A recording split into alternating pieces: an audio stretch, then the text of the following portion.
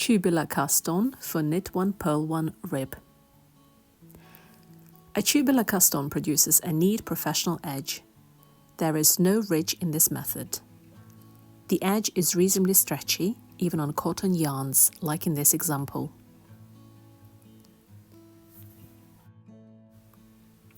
There are many versions out there how to cast on this method. However, the method I'm going to show you in this video is the easiest to remember and follow, in my opinion. To begin, you will need an additional contrasting yarn. I use some old scrap yarn. Make a slip knot using the scrap yarn.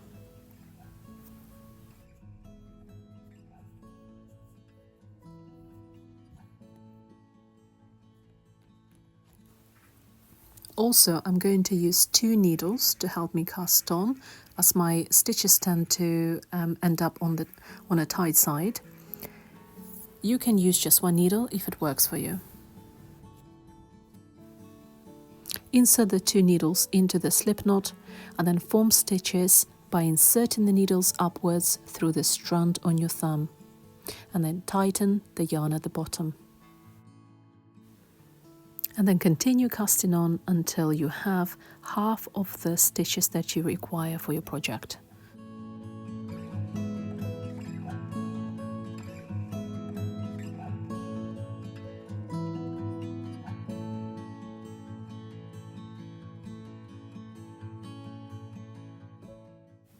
I have now finished casting on, and I'm going to take out the spare needle and cut off the yarn.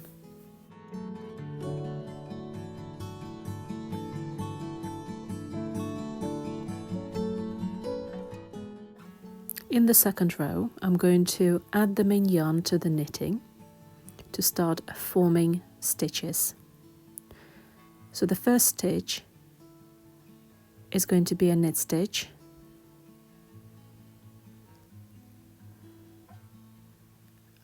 followed by an increase.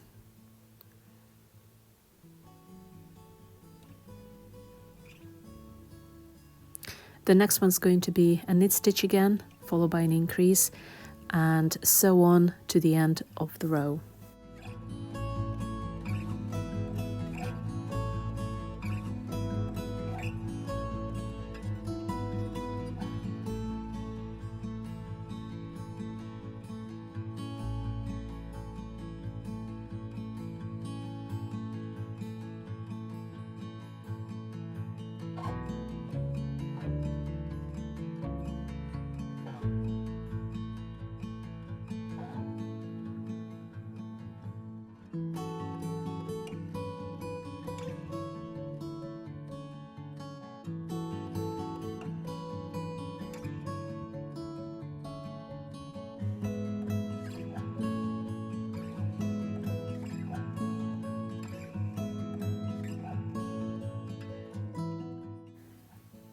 Row number 3.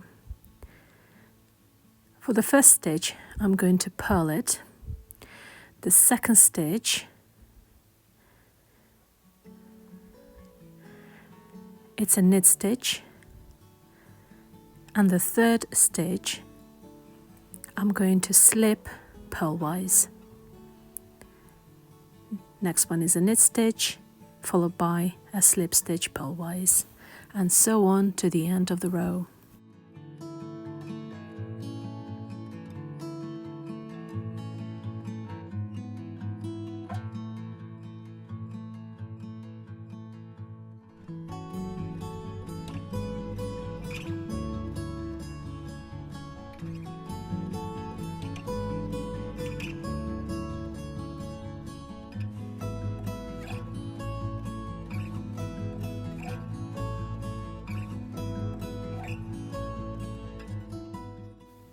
In the fourth and the final row of this cast-on method, I'm going to again knit the knit stitches and slip the purl stitches.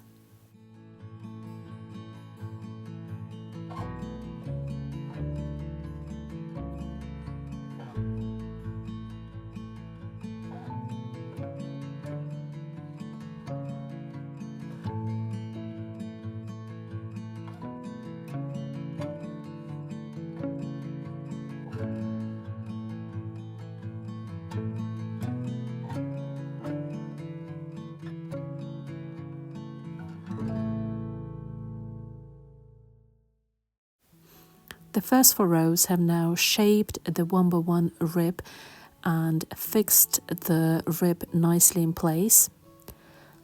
Now I'm going to proceed to knitting the actual knit 1 purl 1 rib, which I'm going to knit a few more rows of before removing the contrasting yarn at the bottom of the knitting.